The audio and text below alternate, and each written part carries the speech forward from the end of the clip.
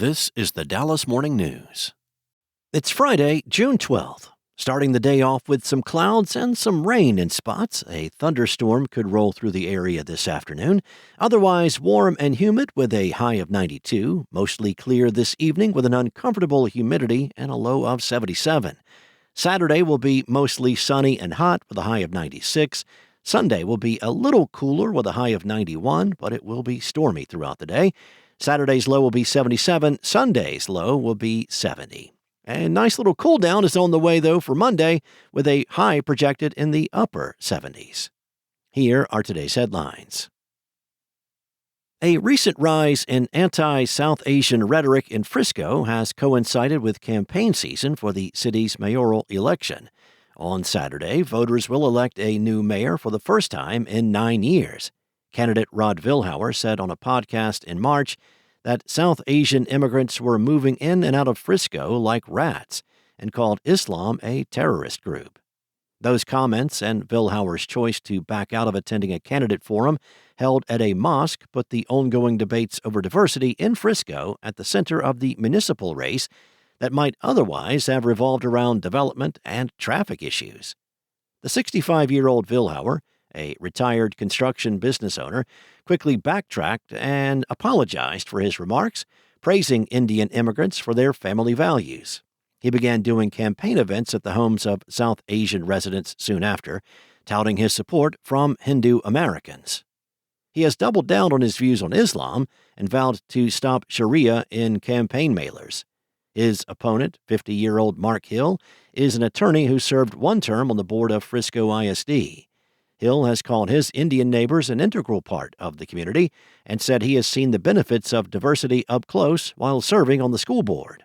Hill co-owns a law firm in Frisco that handles business-related cases, including real estate disputes. In other news, as the Dallas Wings seek answers about when they can move their game day home to downtown Dallas, the WNBA team has made progress on a new practice facility. The project site in far west Oak Cliff was mobilized May 15th and is undergoing excavation. Construction is set to begin soon with a move-in date scheduled for next April. Only recently did dirt begin to move, despite initial promises to open the 70,000-square-foot facility by spring 2026 from Dallas's leadership. The Wings signed a 15-year, $19 million use agreement with the city to move to downtown's Memorial Auditorium in time for the 2026 WNBA season. That deal included plans for a new practice facility to be built adjacent to the renovated venue. New zoning for more than 3,300 acres in South Dallas, a continuation of a wide-ranging community vision, got the green light from Dallas City Council on Wednesday. It's part of a plan aiming to embrace needed growth while preserving the area's unique history and protecting the cultural identity that sets the area apart. The rezoning implements that plan, creating enforceable policy and driving growth to corridors like Martin Luther King Jr. Boulevard or South Fitzhugh Avenue. It codifies design standards for residential areas and remaps which areas have what uses. It will mainly impact future development, not existing structures. Community members are grappling with what the growing attention could bring. Some said they were unaware of the zoning changes and other plans. The South Dallas area has seen its median estimated home value increase in recent years. It went up from about $165,000 in 2022 to nearly $221,000 in 2025, according to the area's land use plan. Vacant lots that residents say once attracted loiterers or dumping now anchor gleaming contemporary houses. Some are concerned about the gentrification and displacement that come with the growth, and some have said development may finally offer an answer to persistent blight and historic underinvestment. Next up, for nearly 2 decades, Clark and Dan Hunt have carried a brother-to-brother motto of "Don't screw up Dad's legacy."